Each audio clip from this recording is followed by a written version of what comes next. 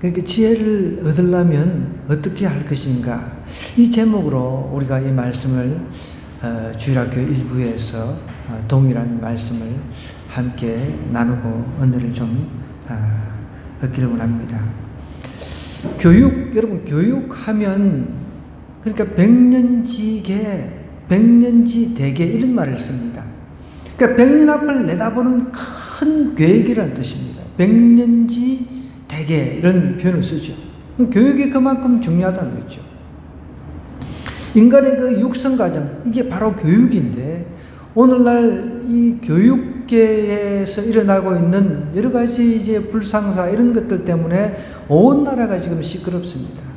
뉴스 들어보면은 계속해서 그 서초 그 초등학교 교사 이제 그 사망 사건, 자살 사건, 그러니까 어떻게 보면은 갑질, 학부모들의 그 갑질에 의해서 스트레스를 너무 많이 받은 것이 이제 거의 이제 원인인 것을 이렇게 보통 이야기를 하고 있습니다. 그 외에 드러나지 않은 스트레스를 받아서 이제 자살한 교사들이 여러 있더라고요. 교육. 여러분, 이 무엇을 가르치느냐, 이게 참 중요하죠.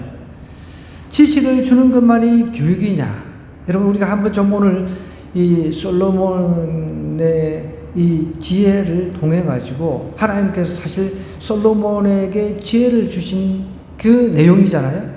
그 내용을 우리가 좀 살펴보면서 과연 나는 내 가정에서 또 내 직장에서 내가 삶의 터에서 정말 단순한 지식이 아닌 하나님의 지혜를 자꾸 구하고 있는지 한번 좀 도전받는 시간이 되었으면 좋겠습니다.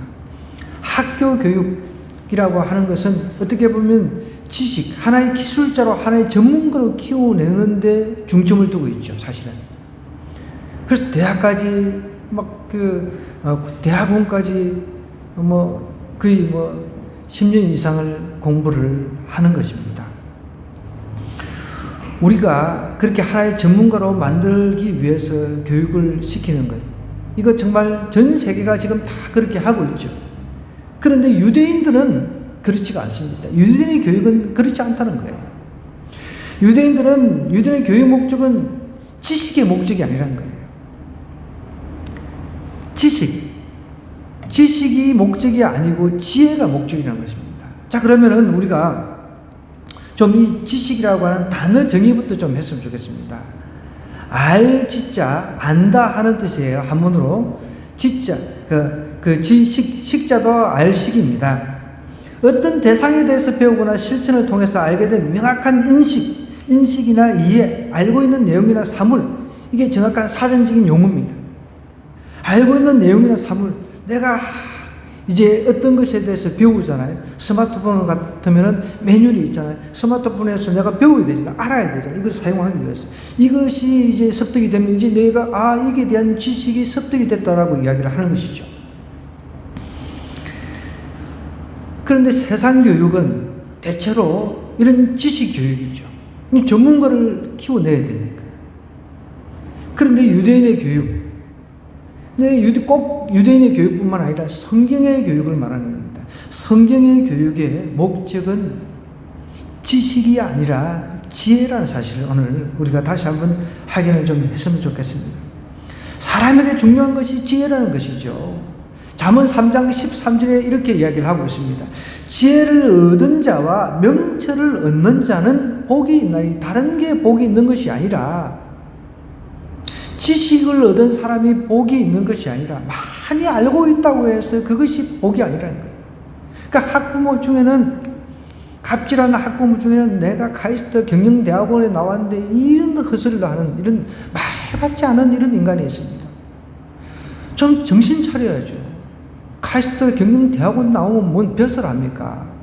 잘 먹고 잘 사는 것도 잘 살겠죠. 그거하고 뭔 상관이죠? 자기가 많이 배웠다고 해가지고 그렇게 갑질을 해서 되냐는 거예요. 또 최근에는 보니까 자기의 아들은 왕의 DNA가 있다고 패배를 그 정신 이상자들이 너무 많아요, 여러분. 진짜 왕의 DNA는 우리 예수 믿는 사람입니다. 여러분 아셔야 돼요. 우리는 왕 같은 제사장이라고 했습니다. 근데 세상 왕들은 사실 여러분 언제 죽을지 모르는 불안한 DNA를 가지고 있는 거예요. 세상 왕들은 불안한 사람들입니다. 여러분 우리가 열왕기상, 역대상하, 열왕기상하 이게 왕과 역대, 이스라엘 역대 왕에 대한 기록이잖아요. 쿠데타에 의해서 죽기도 하고 뭐 몇 년 못 가고 이게 왕이 이런 왕의 DNA를 가지고 있으면 뭐합니까? 그렇잖아요.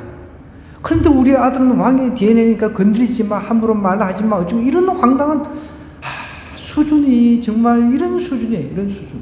왜 이렇게 이게 교육도 망가지고 물론 그 교사가 또 다 완벽하다는 건 또 아닙니다. 교사들도 뭐 아주 나쁜 이상한 교사들도 있죠. 그러나 우리가 전체적인 맥락에서 좀 살펴볼 필요가 있다는 거예요. 이 사회 전체, 세계 전체가 지금 지식 교육에 올인하다 보니까 오직 그냥 막 찍어내려고 지식을 통해 가지고 전문가를 찍어내려고 하니까 이런 문제가 생길 수밖에 없는 것이죠. 성경은 지식이 뭔가 근본이다라고 이야기를 하지 않았단 말이에요. 지혜를 얻은 자와 명철을 얻는 자는 복이 있다라고 이야기를 하고 있는 거예요. 복이 다른 데 있는 것이 아니라 지혜를 얻고 명철을 얻는 그런 사람이 복이 있다는 거예요. 지혜는 하나님께로부터 오지요. 명철, 언더스탠딩, 이해력 같은 경우도 하나님께서 오는 거죠. 하나님께 지혜를 주시면 이해가 잘 되는 거죠. 오늘날의 가정교육과 그 학교 교육은 이 지혜의 기초를 하고 있지 않다는 것입니다. 학교 교육이 그런 걸 알면서도 집에서도 야 어떻게 했으니 공부 잘하게 인류대만 가. 그래서 좋은 직장에 들어가. 다 그렇게 동조하고 있는 것이죠. 우리 믿는 사람들도 예외가 아닙니다. 거의. 지혜에 기초하고 있는 것이 오늘 성경이 말하는 교육인데 우리는 그 지식, 그 어떤 알매, 뭔가를 배워서 아는 그 지식에만 그냥 올인을 하고 있다는 것이죠. 잠언 1장 7절에서도 이렇게 얘기를 하고 있습니다. 여호와를 경외하는 것이 지식의 근본이라는 거예요. 지식의 근본은 하나님을 경외할 때, 하나님을 두렵고 떨리는 마음으로 경외할 때 지식도 거기서부터 쌓이는 거예요. 그래서 사도 바울은 그 당대의 최고의 지식인이었습니다. 그러니까 식자청이었죠. 지식청이었는데 아주 그 상류청이었습니다. 그런데도 자기가 이 세상 학문은 어떻게 보면 배설물처럼 여겼다는 거예요. 기초 학문이 아주 기초라는 거예요. 기초. 하나님을 아는 것이, 하나님을 경외하는 것이 최상이라는 거예요. 최고라는 거예요.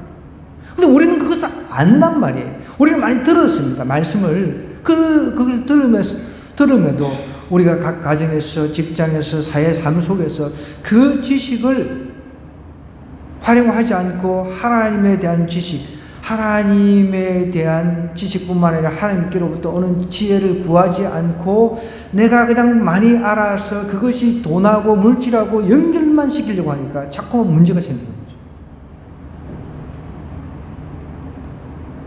여러분, 지식도 하나님을 경외하는 것이 기초가 되어야 된다는 사실을 먼저 오늘 서론에서 제가 말씀을 드리는 것입니다. 자, 오늘 성경 본문은 이제 왕이 바뀌었습니다. 다윗 왕의 아들 솔로몬이 왕이 됐습니다. 다윗 왕의 아들이 솔로몬이 이제 되고 보니까 이 솔로몬이 자기 형들이 쿠데타 일으켜가지고 죽는 모습도 보고, 그죠? 그러니까 다윗 때 왕국이 엄청나게 커져버렸거든요. 주변 국가들이 벌벌 떨었습니다. 그런 가운데 덜컥 이렇게 맡았어요. 어떻게 이 왕국을 운영해야 될지 이런 두려움도 있었단 말이에요. 그러니까 이런 그 운영을 잘 왕국을 이어받아가 잘 해나가는 것도 이게 지혜거든요, 사실은. 자, 보십시오. 예를 들어서 어떤 사람은 기업의 회장이, 돈이 많은 회장이 아들들에게 이제 물질을 나눠준단 말이에요. 그러면은 이 아들한테 물질을 참 나눠줄 때 이 아들에게 어떤 아들은 맡겼다가는 이 회사, 내가 그동안 키웠던 회사 그들 날 것 같거든. 그런 사람한테 맡겨주겠습니까? 못 맡기는 거죠. 근데 어떤 아들은 하나를 맡겨보면 10개를 해내요. 그런 아들한테 맡기겠죠. 그런 자식들한테 맡기겠죠. 딸이든 누구든. 오늘 우리가 읽은 이 본문 말씀은 솔로몬이 하나님께로부터 지혜를 받는 내용입니다. 한마디로 요약하면요. 그 내용을 한번 볼까요? 3장 1절부터 우리 3절까지 먼저 한번 읽어보겠습니다. 지혜란, 이 지혜를 얻을 수 있는 그런 방법이 뭔지 한번 이 말씀을 통해서 우리가 한번 찾아보겠습니다. 자, 솔로몬이 애굽의 왕 바로와 더불어 혼인관계를 맺어 그의 딸을 맞이하고 다윗 성에 데려다가 두고 자기의 왕궁과 여호와의 성전과 예루살렘 주위의 성의 공사가 끝나기를 기다리니라. 그때까지 여호와 이름을 위하여 성전을 아직 건축하지 아니하였으므로 백성들이 산당에서 제사하며 솔로몬이 여호와를 사랑하고 그의 아버지 다윗의 법도를 행하였으나 산당에서 제사하며 분향하더라 그랬습니다. 자, 오늘 1절에 보니까 솔로몬이 애굽의 바로와 더불어 혼인관계를 맺었다 그랬습니다. 이 혼인관계, 그때 당시 솔로몬 당시에 국가적인 이 혼인, 이것은 사실 사랑의 그 기초가 되어서 한 결혼이 아닙니다. 정략적인 그런 결혼이죠. 예를 들자면은 이제 우리나라의 어떤 한 예를 들자면은 SK 최태원 회장 아시죠? 노태우 대통령의 딸하고 그렇게 사실은 정략 결혼을 한 거잖아요. 정치가와 그리고 사업가 이런 것들이 참 많았습니다. 결국은 이혼으로 끝이 났죠. 사실 이것도 별로 바람직한 건 아닌데 이때 당시 애굽이라고 하는 그 초강대국이 자기 딸을 갖다가 그 애굽의 그 왕이 자기 딸을 갖다가 어떻게 보면은 예전에 자기 나라에 종살이 했던 이스라엘이잖아요. 그 민족한테 시집을 보내겠습니까? 보낼 일이 없잖아요. 그만큼 이스라엘이라고 하는 위상이 높아진 거예요. 다윗 때문에. 그냥 세계를 벌벌 떨게 해버리니까 하나님께서 그렇게 만들어버렸단 말이에요. 그러니까 우리 그냥 니네들 정말 하나님께서 이렇게 강대국으로 만들어 주셨으니까 우리하고 그냥 사돈관계 맺고 이렇게 좀 잘 지내보자, 이렇게 이집트가 이렇게 결정을 한 거예요. 그래서 이제 사돈관계, 결혼관계를 정략적으로 맺은 거죠. 정략적인 결혼을 했다고 이게 문제가 되는 건 아닌데, 문제는 이방인들하고 결혼하는 거 하나님께 금하고 한 건 아닙니다. 그런데 하나님께서 금했을 때가 있었어요. 가나안 땅에 들어가서 가나안 족속들하고는 결혼하지 말라 그랬거든요. 왜냐하면 거기는 죄가 판을 치기 때문에. 그리고 예외적으로 이방인들하고 결혼할 때는 여호와 신앙으로 회복이 되는데 여호와를 하나님을 믿기겠다라고 분명히 서원을 하고 난 뒤에, 약속을 하고 난 뒤에, 언약을 맺고 난 뒤에 결혼을 했단 말이에요. 물론 이제 나중에 이것이 이제 문제가 이방 여인들을 그냥 온 나라에 이 여인들을 다 불려가지고 1000명이나 되는 여인들을 데리고 살다 보니까 이제 나중에 이게 화근이 생기죠. 아마 이제 많은 학자들이 그렇게 추정을 하는데, 우리 솔로몬의 아가스 있잖아요. 아가스. 이 아가스의 그 대상이 이 이집트에서 그 왕비, 그러니까 공주를 데려와서 왕비 삼은 이 사람이 아마 솔로몬 아가스의 대상일 것이다 라고 이렇게 추정을 합니다. 한번 그런 어떤 지식을 가지고, 배경 지식을 가지고 한번 보겠습니다. 그의 딸을 맞이하고 다윗 성에 데려다가 두고 자기의 왕궁과 여호와의 성전과 예루살렘 주의 성의 공사가 끝나기를 기다립니다. 여러분, 솔로몬 때에 하나님의 그 성전이 건축이 됩니다.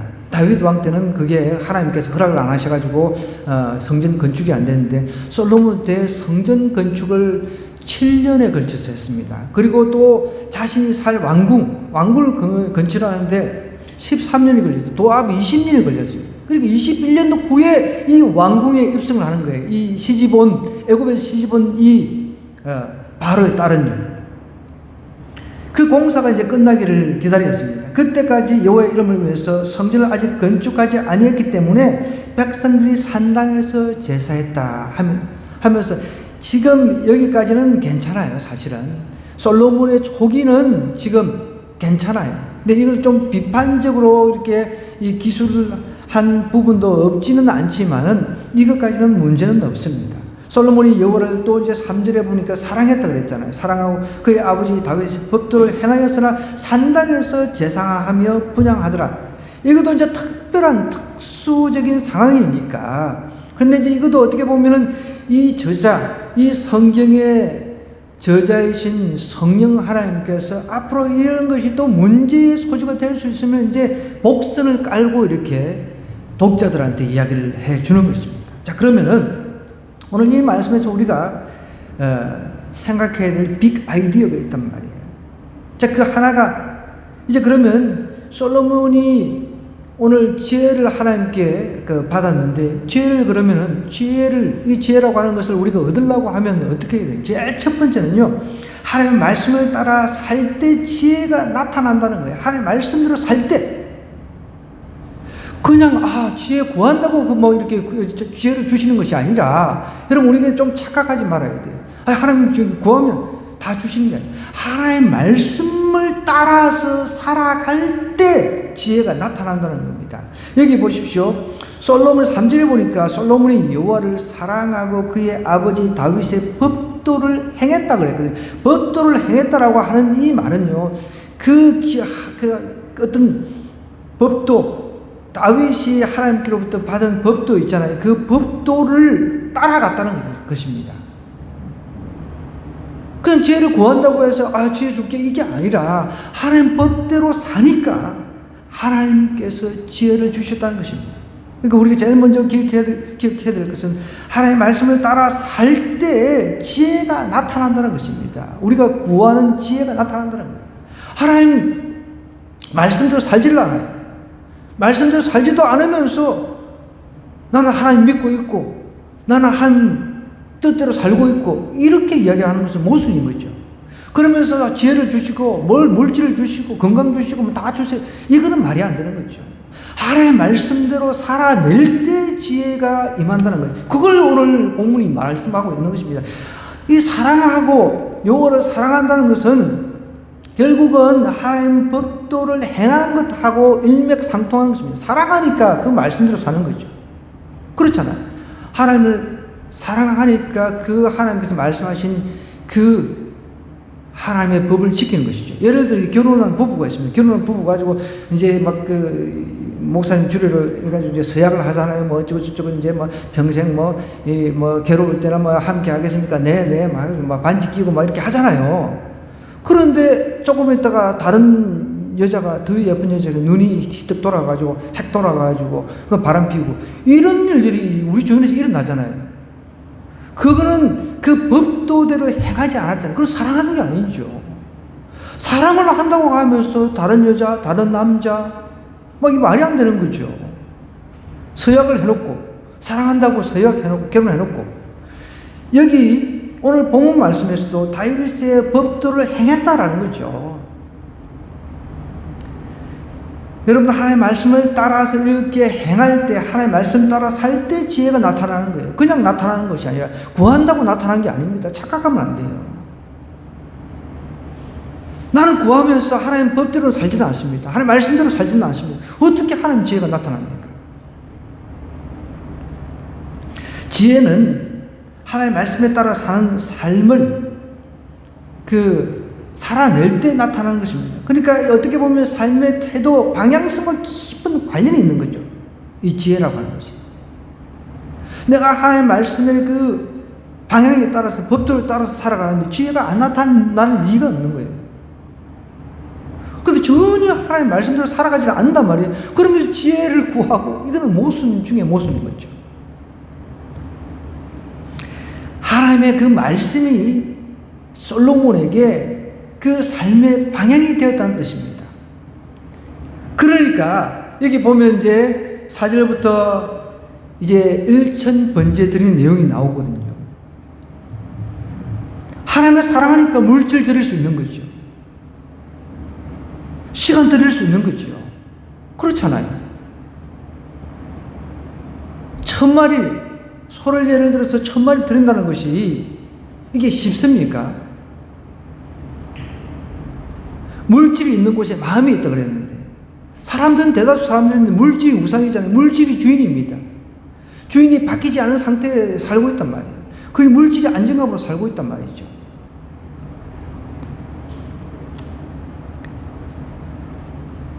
우리 삶의 그 방식과 목표가 하나님의 말씀에 근거해야 된다는 것입니다. 내가 말씀에 따라 살아낼 때, 말씀에 따라 살 때 지혜가 임하는 거죠. 첫 번째 기억해야 됩니다. 말씀을 따라 내가 살아낼 때, 살 때 지혜가 나타난다는 것입니다. 두 번째는요, 우리 4절로 한번 가볼게요. 이에 왕이 이제 산당에서 제3의 분향하였더라 하면서 뭔가 좀 이렇게 이 복선을 좀 깔고 있습니다. 나중에 이게 산당 제사가 문제가 되죠. 이때 당시는 이제 중앙 성소에서, 그러니까 우리가 말하는 이제 성막 있잖아요. 이동 텐트. 거기서 하나님을 예배했단 말이에요. 그런데 이제 산당이라고 하는 것은 여러분, 이방인들이 산당 제사를 지냈습니다. 왜냐하면 산당이라고 하는 그 높은 산 꼭대기에서 뭔가 자신들이 믿는 신과 좀 교통을 좀 높이 올라가면 올라갈수록 더 할 수 있을 것 같아요. 그래서 예전에 고딕 양식의 건축물을 혹시 들어봤어요? 이게 뭐 르네상스 뭐 저쪽 하여간 뭐 저도 뭐 예술에 대해서 잘 모르니까 그 중세 시대 때 성당 같은 거 보면은 끝이 뾰족하고 첨탑 이런 것이 막 굉장히 높이 솟아 있잖아요. 그것이 결국은 뭔가 하나님과의 깊은, 그러니까 하나님이 높이 있다고 생각하니까 이제 높은 데 올라가서 이렇게 교통하고자 하는 그런 것이 담겨 있는 거죠, 사실은. 그러니까 산당도 마찬가지입니다. 결국은 이제 성전이 세워지고 난 뒤에 이 산당을 없애버려야 되는데, 없애지 않아가지고 나중에 사람들이 타락해가지고 산당에서 제사를 지내면서 이제 하나님의 그 노여움을 사게 되는 그런 이제 범죄를 저지르기는 하는데, 이 산당에서 제사를 분향하였더라 하면서 이제 4절에 이렇게 이야기합니다. 이 왕이 제사, 이때까지는 솔로몬이 타락하지는 않았잖아요. 그죠? 어쨌든 솔로몬이 이제 제사를 하러 기브온으로 갑니다. 기브온은 예루살렘에서 한 9km 떨어져 있는 곳입니다. 그 높은 이제 산이 좀 있었던 거죠. 거기에 이제 가가지고 제단에서 1000번제를 드립니다. 1000번제, 여러분 너무너무 대단하죠. 근데 제가 이렇게 쭉 성경을 연구하다 보니까 이거는 그야말로 뭐 세 발에 피라는 거죠. 아무것도 아닙니다. 우리 역대하를 한번 가볼까요? 역대하 7장입니다.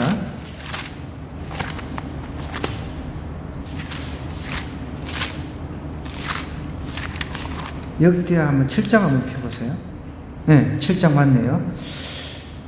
솔로몬이 이제 성전을 짓고 낙성식을 하는데 역대하 7장입니다. 664쪽입니다. 자, 솔로몬이 기도를 마치며 불이 하늘에서 이제 내려와서 그 번제물과 제물들을 사려고 여호와께 쭉 이제 성전에서 가득했다 그러는데, 여기 5절에 보니까 솔로몬 왕이 드린 제물이 소가 2만 몇 천요? 2만 2천 마리. 예? 소가 2만 2천 마리, 양이 뭐라고요? 12만 마리.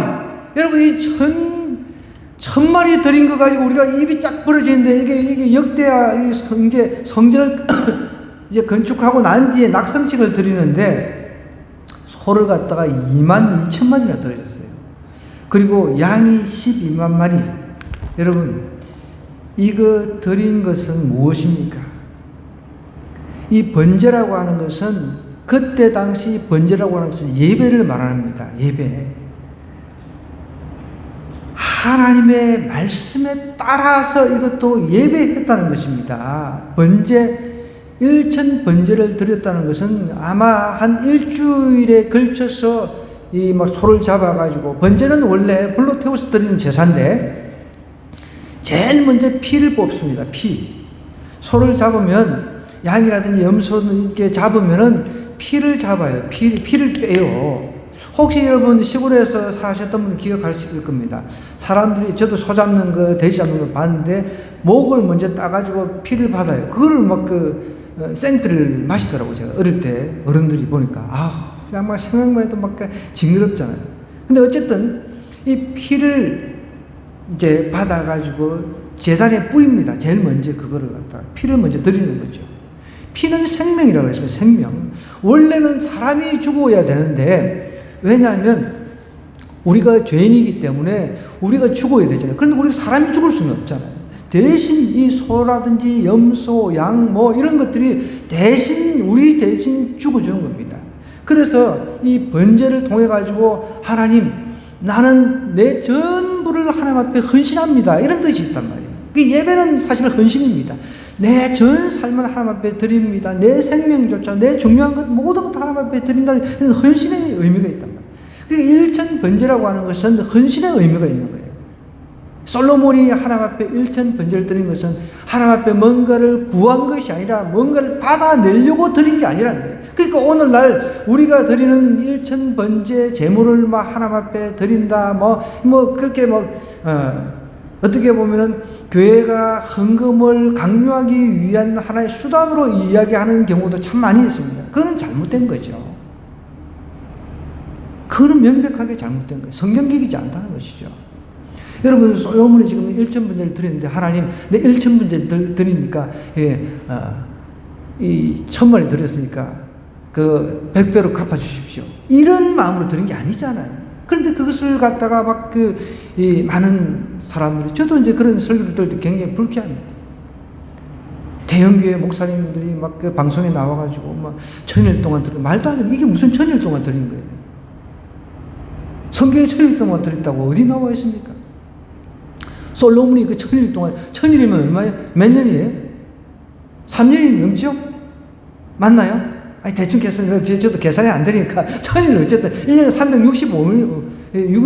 365일이니까 3년이 훨씬 넘잖아요, 기본적으로. 그 동안 매일같이 한 마리씩 그렇게 아니죠. 일주일씩 몰아가지고. 아까 전에 우리 역대야, 거기도 일주일 동안 드린 거예요. 10만 마리 이상 드린 거, 일주일 동안 드린 거예요. 그러면 일주일 드리려고 그러면 번제단도 얼마나 커야 되겠습니까? 엄청난 규모라고 우리가 추정을 할 수가 있겠죠.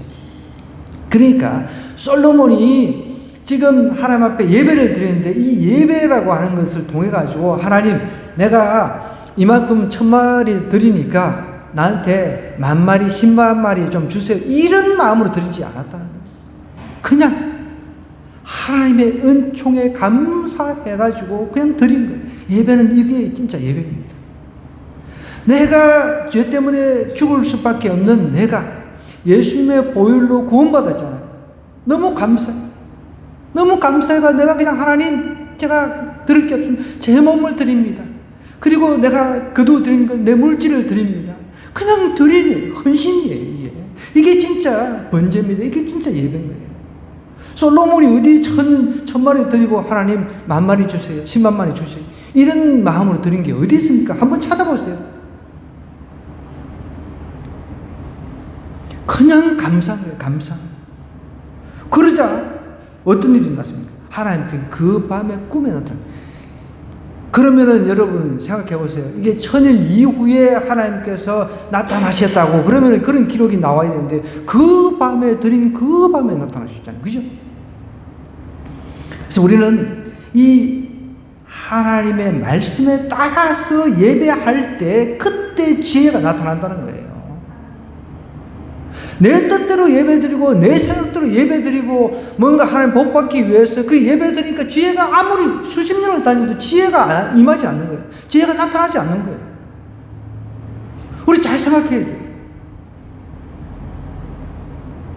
이 예배라고 하는 어원을 제가 한번 조사를 해보니까, 뭐 이제 뭐 그냥 참고로 알아놓으세요. 그냥 뭐뭐에게부터 이제 그 이제 뭐 전치사부터 해가지고 뭐 이렇게 해가지고 이렇게 뭐 해가지고 뭐뭐에게 입맞추다 이런 뜻이 있어요. 이 구약의 이 원어를 이제 조사를 해보니까 원래는 종이 주인에게 문안할 때 종교의 표시로 머리를 조아리면서 발에 입 맞추는 것이 이 예배의 어원입니다. 종이 주인에게 발에 입을 맞추는 거예요. 그럼 입을 맞춘다는 것은 종이 주인을 존경한다는 의미잖아요. 이 예배에 내가 하나님을 존경하는 그 마음, 하나님이 나를 위해서 십자가를 지시고 피를 흘리신 그 사건을 기념하면서 성부 하나님, 창세전부터 나를 구원하시기 위해서 성부 하나님 계획하시고 성자 예수님께서 그것을 실행하시잖아요. 십자가를 지신 사건. 그리고 성령 하나님께서 그것을 개인에게 적용하셨단 말이에요. 예수님이 나를 위해서 죽으신 그 사건을 내 마음속에서 깨달아 알도록 해주셨단 말이에요. 이런 것을 내가 생각하면서 하나님 앞에 그 은혜를 생각하면서 그 은총을 생각하면서 드리는 게 그게 예배라는 거죠. 단순히 하나님 오늘 물질 드리니까 오늘 예를 들어서 내가 물질을 가지고 왔으니 이걸 갖다가 1000마리를 드렸으니까 10,000마리 주세요. 이게 아니라는 거죠. 그냥 감사한 거죠. 그저 감사. 그렇게 하나님 앞에 솔로몬이 예배를 번제를 드렸다는 것입니다. 예배는 하나님을 향한 존경과 경외심이 수반된 엄숙한 행위라는 거죠. 예배는 우리의 필요를 채우는 그런 우리 욕심을 채우는 행위가 아니라 하나님을 향한 존경과 경외심이 동반된 그런 행위라는 거죠. 그러면 우리가 자세부터 틀려야죠. 예배 시간에 졸고 예배 시간에 딴짓하고 그런 것도 우리가 얼마든지 정말 하나님께서 나를 향한 그 은총을 생각하면 내가 이럴 수 없어. 내가 다시 한번 자신을 가다듬을 수 있겠죠. 종이 주인에게 그 발에 입을 맞출 정도 그런 자세로 예배를 드린 거죠. 그런 자세로 솔로몬이 지금 번제를 드렸다고 보면 됩니다. 그럼 아무리 왕이라 하더라도 그 1000마리 데리고 와 이렇게 쉽게 제사를 드릴 수 있냐는 거예요. 역사상에 여러분 솔로몬처럼 이렇게 대규모로 번제를 드린 사람 없잖아요. 그 어떤 사람은 이게 엄청 통이 커요. 여러분 통 큰 거하고는 상관이 없습니다. 그 마음을 온전히 드릴 줄 알았다는 거죠. 하나님을 의식하고 전 인격에서 우러나오는 경외심을 가지고 경배하고 하나님의 높으심과 그 은총을 이제 막 찬양하는 것. 이것이 거룩한 행위가 되는 거죠. 거룩한 예배가 되는 것이죠. 이게 바로 예배라고 할 수가 있습니다. 그래서 이 솔로몬의 이 번제는 하나님의 은총에 감사하는 예배의 그 본질이 숨어 있는 거죠. 우리는 예배를 어떤 사람은 설교에 초점을 맞추는 거죠. 설교만 들으러 오는 거예요. 여러분, 찬양에서부터 모든 예배가 시작되는 겁니다. 모든 순서 하나하나.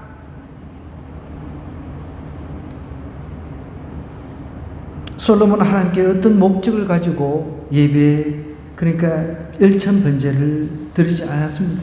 만약에 어떤 목적을 가지고 그랬다면 하나님께서 내가 무엇을 줄고 내가 네한테 뭐 줄고 이렇게 물어볼 리가 없잖아요. 하나님 내가 이거 구했으면 알았다 내가 그거 줄게 안 줄게 이렇게 하나님 대답을 해야 되는데 여기 보십시오. 이제 솔로몬이 기본으로 가가지고 거기는 상당히 크면 솔로몬이 그 제단 1000번제를 드렸는데 5절에 보니 기본에서 밤에 하나님께서 여호와께서 솔로몬의 꿈에 나타나시니라 그랬습니다. 하나님이 이러시되 내가 내게 무엇을 줄고 너는 구하라 그랬어요. 하나님께서 구하라 그랬어요. 지금 1000번제를 드리면서 솔로몬은 구하지 않았습니다. 만약 구했다면 어떤 것을 주십시오. 이런 것을 주십시오. 그랬다면 알았다. 한번 생각해보자. 내가 너한테 줄지 말지. 그런데 너 무엇을 구할지 나한테 구하라라고 이야기를 하고 있잖아요. 지금. 기본에서 밤에 하나님께서 나타나십니다. 꿈에 나타나신 거예요. 내게 무엇을 줄고 너는 구하라. 그래서 이제 6절부터 쭉 이제 나와요. 솔로몬이 이제 이렇게 이야기합니다.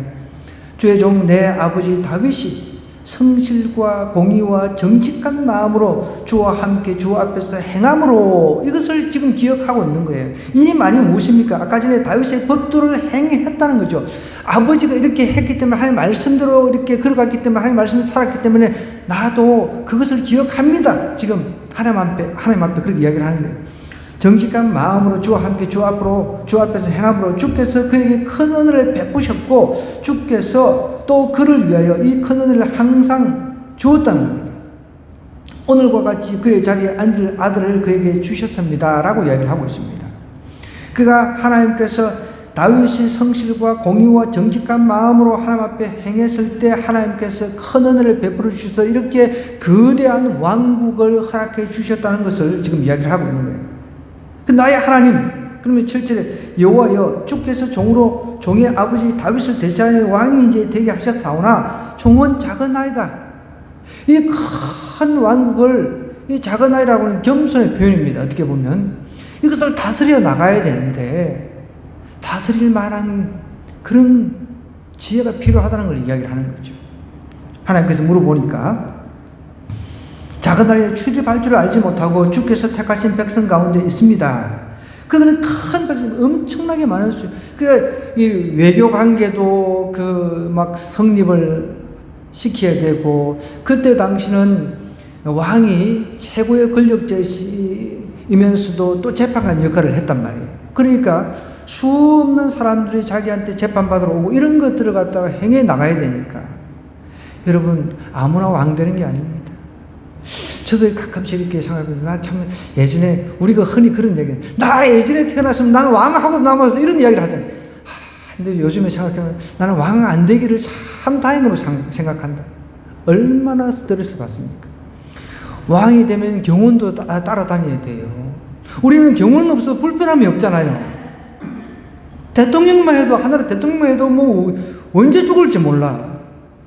여러분, 그럼 경운 붙여 다니는 거 그거 좋은 거 아닙니다. 노태우 대통령 때 그 여사, 그 부인 여사 이름이 생각이 안 나네요. 어쨌든 그 경운을 떼어놓고 그 청와대 경내에서 데이트를 좀 해보려고 그랬대요. 그런데 경운이 따라와가지고 들켜버렸어요. 둘이서 데이트도 못해, 데이트도. 야, 나 정말 대통령이 돼가지고 저렇게 좀 화려하게 살아보고 싶다. 왕이 돼가지고 화려하게. 천만의 말씀입니다. 아니, 대통령이 돼가지고 부부가 데이트도 못해. 마음 놓고. 들켜버렸대요, 들켜서. 그래서 포기를 해버렸대요. 너무너무 이 큰 백성이니까 수요가 많아서 셀 수도 없고 기록할 수도 없사오니 누가 주의 이 많은 백성을 재판할 수 있사오리까? 너무 많으니까 듣는 마음을 종에게 달라는 거예요. 세 번째는 그래서 하나님의 말씀을 들을 때 지혜가 나타난다는 겁니다. 지혜가 그냥 나타나는 것이 아니라 이 지금 듣는 마음을 달라고 지금 이야기를 하잖아요. 듣는 마음을 종에게 주사 주의 백성을 재판하여 선악을 알게 하게 하옵소서. 듣는 마음이라고 하는 것은 여러분 지혜로운 마음입니다. 이해할 수 있는 마음입니다. 순종하는 마음입니다. 이게 원어의 뜻은 그렇습니다. 이해를 해야 될 거 아니에요. 이해를 해야 판단하지. 선과 악, 이게 애매한 경우가 있잖아요. 그럼 나중에 여러분이 잘 아시다시피 솔로몬이 이제 애를 두 엄마가 애를 데려와가지고 내 애다, 네 애니, 내 애니 둘로 반을 칼로 가져와서 둘로 나누라. 그러자 진짜 생모가 그러면 둘로 나누지 말고 차라리 저 여인한테 주세요. 그러자 솔로몬이 저 사람이 진짜 생모다 해가지고 사람을 놀래키게 했단 말이에요. 선과 악을 분별을 할 수가 있는 이런 지혜는 잘 듣고 이해를 잘해야 되잖아요. 그 듣는 마음이 있어야 된다는 거죠. 그 듣는 마음, 하나님의 말씀을 잘 듣고 읽고 이해를 할 때, 순종을 할 때 지혜가 나타난다는 거예요. 그냥 지혜가 나타나지 않는 거예요.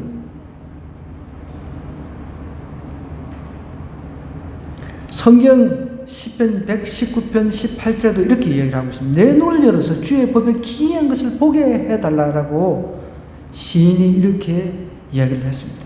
내 눈을 열어, 영적인 눈이죠. 어떻게 보면 주의 법에 기이한, 하나님의 말씀을 순종하고 들을 때 막 지혜가 나타나니까 기이한 일들이 나는 거예요.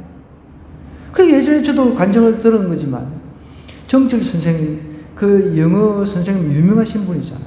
그분이 예수님 믿게 돼가지고 고백한 게 있습니다. 새벽마다 기도를 하는데 USB로 하나님께서 자기 머리에 그냥 USB로 지혜를 쏙쏙쏙쏙 주시는 것 같아요. 그래가지고 이제 그 지혜를 주시니까 영어 성경을 가지고 책을 막 집필을 하는 거예요. 자기는 그런다는 거예요. 새벽마다 기도하는데 아침마다 기도하면은 진짜 하나님께서 USB로 쏙쏙쏙. 최근에 제가 이제 잠깐 들은 거지만 새롭게 하셔서 간증을 들었는데 정철 선생님 나와가지고 그 사람이 예전에 이 도닦으로 전국 산을 다 다니면서 귀신을 부렸대. 귀신을 부린 사람이래요. 다른 사람은 귀신한테 순종하고 귀신한테 이제 부림을 당하는 사람인데 그 사람은 자기 소화에 귀신을 부렸대요.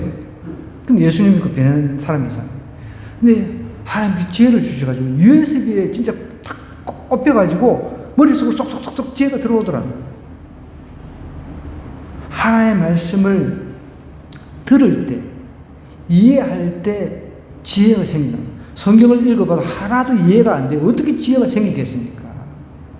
이렇게 이해할 수 있는 마음을 달라고 성경을 이렇게 보고 읽어야 되는데, 그럴 때 지혜가 막 생기는 거예요. 저희도 이제 왕의 제정 이제 3개월째 지금 이제 2개월째죠. 3개월 이제 훈련인데 이게 조원들끼리 모여가지고 성경 읽고 뭐 이런 나눔을 합니다. 그래도 하나님의 말씀을 다 읽으면서 이제 그 자기가 느낀 게 있잖아요. 그래서 하나님 주신 지혜도 있고 그런 것을 막 나누는 거예요. 하나님의 말씀을 읽고 그것을 이해를 할 때 지혜가 막 생기는 거예요. 사업의 아이디어부터 뭐 이런 것들이 떠오르기도 하고, 그리고 문제가 생기면 그 문제를 갖다가 어떻게 해결할까 이런 것들도 하나님께 지혜를 주시니까 막 쑥쑥쑥쑥 풀려나가는 거죠. 하나님의 말씀을 여러분 들을 때 지혜가 생긴다. 그럼 일하시는 분들도 여러분들 요즘에 너무 잘 나오는 게 많아요. 이렇게 앱들 뭐 드라마 바이블부터 시작해서 내가 성경을 정말 제대로 좀 읽고 듣고 해서 좀 지혜를 얻어야 되겠다. 그래서 하나님께로부터 이 지혜를 내 머릿속에 USB로 좀 꽂아 넣어야 되겠다. 그런 분들은 하루에 최소한 10장이라도 이렇게 읽어내야 된단 말이에요. 그럴 때가 지혜가 생기는 거죠. 문제를 또 해결할 수 있는, 또 삶을 내가 돌파할 수 있는 그런 것들을 내가 해나갈 수 있는 거죠. 여러분, 우리 그 과학자들 중에 많은 과학자들, 물론 무신론자들도 있습니다. 불가지론자들도 있습니다. 호킹 박사 같은 경우는 참 안타깝게도 죽기 전에 그래 불가지론자로 살았어요. 그래 불가지론자는 하나님이 있는지 뭐 신이 있는지 없는지 모르겠다. 그런 거죠. 그런데 정말 유명한 그런 사람들은 다 믿음의 사람이었습니다. 뉴턴이라든지 이런 사람들, 믿음의 사람이었더라고요. 그 중에서 이제 갈릴레이 들어봤죠. 그죠? 그런 사람. 이탈리아 천문학자입니다. 물리학자입니다. 수학자입니다. 근대 과학의 아버지라고 이제 일컬어지는 사람인데, 이분이 원래 신부가 되려고까지 했대요. 네, 이분이 이런 이야기를 했습니다. 우주는 가장 선하시며 질서정연하신 창조주께서 우리를 위해 만드셨다, 이렇게 고백을 했다고 합니다. 정말 과학을 하니까 하나님께서 창조하신 것, 이것이 지혜로 확 다가오니까 이런 고백을 하는 거죠. 창조자를 믿으면서, 창조자를 경외하면서 섬기니까 놀라운 지혜가 열린단 말이에요. 그러니까 하나님께서 만든 자연 법칙을 하나하나 발견해내는 것입니다. 여러분, 정리를 좀 하겠습니다. 우리 지혜 그러는데, 그죠? 하나님 우리 자녀들의 지혜를 주시옵소서, 지혜를 주시옵소서. 그런데 자, 그러면 이 지혜를 얻기 위해서 어떻게 해야 되냐는 거예요. 정작 지혜를 얻기 위해서 내가 내 편에서 뭔가를 해야 되는데 행하지도 않고 지혜만 달라고 해서 되는 게 아니란 말이에요. 그죠? 아까 전에 우리가 살펴봤습니다. 솔로몬 1,000번제를 통해서 우리가 살펴봤습니다. 1,000번제라고 하는 것, 하나님의 말씀을 따라서 예배하는 겁니다. 말씀을 따라서 행했다는 거예요. 그 아버지가 행했던 대로 행했단 말이에요. 그러니까 지혜가 나타났다는 거죠. 그러니까요. 하나님의 말씀을 또 들을 때 순종하고 막 이해를 하니까 지혜가 나타났다는 것입니다.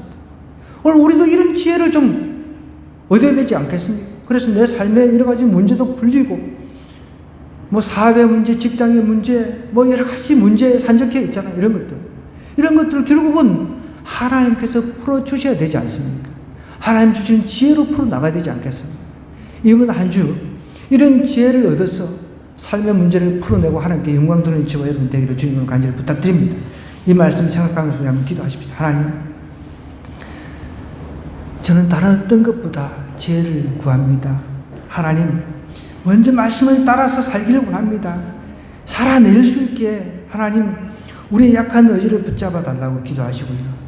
하나님, 말씀을 또 따라 내 뜻대로 예배하는 것이 아니라 말씀을 따라서 살기를 원합니다. 지혜가 나타나게 도와주옵소서. 또 말씀을 듣기를 원합니다. 이해할 수 있는 능력을 저에게 허락해 달라고 우리 주여 한번 외치고 기도하도록 하겠습니다.